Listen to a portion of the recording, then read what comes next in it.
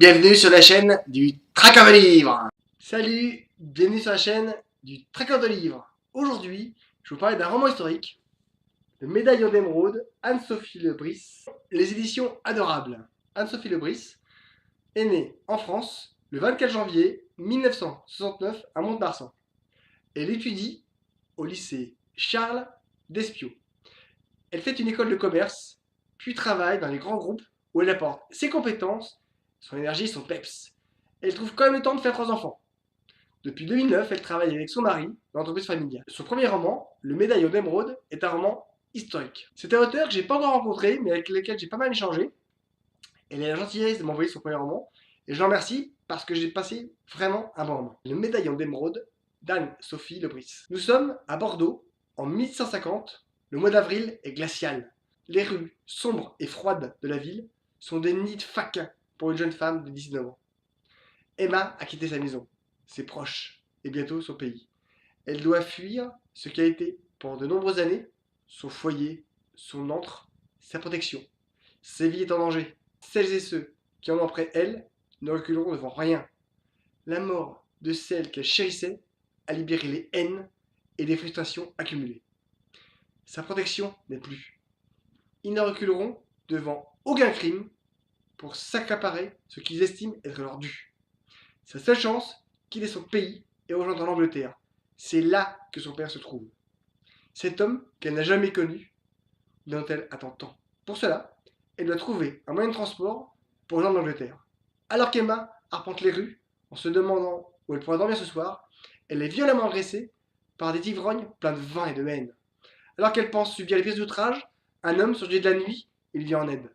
C'est pas Zorro, le capitaine Jack Spencer. Il se débarrasse des crapules et les fait fuir manu militari. En croisant son regard, Emma reçoit un premier choc, comme deux masses qui se rencontrent. Un Big Bang dans son ventre remonte le long de sa colonne vertébrale et électrise sa peau. Il la ramène chez elle, puis disparaît. Remise de ses émotions, Emma se creuse la tête. Elle doit trouver un moyen pour quitter le pays rapidement. Avant toute chose, elle doit changer d'apparence pour éviter les sbires qui ont sa description et qui la traquent.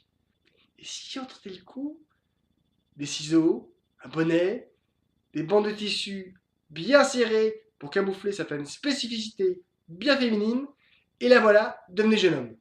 Elle observe son reflet. On croit ce que l'on veut voir, et de toute façon, elle n'a pas le choix. Maintenant, elle doit trouver un bateau qui va la transporter.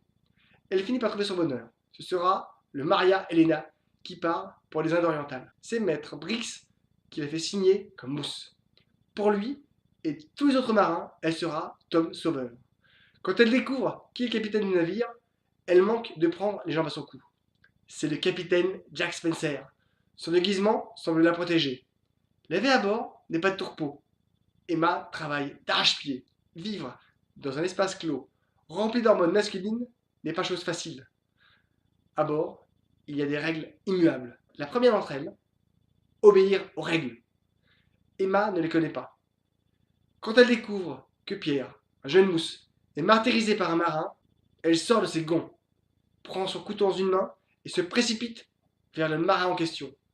En empêchant la bonne marche du navire et en défiant l'autorité du capitaine, elle commet le plus grave des crimes. Le capitaine ne saurait être remis en question. Pour cela, elle recevra le fouet. Ce n'est pas tant le fouet qui va au doute, mais ce qui pourra arriver après.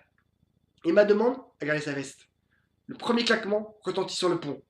La première brûlure traverse son corps. Une histoire dans l'histoire entre deux pays qui s'aiment et se détestent. Les parties d'Albion qui abritent et protègent une jeune française pourchassée par les personnages que l'auteur choisit d'intégrer au fur et à mesure.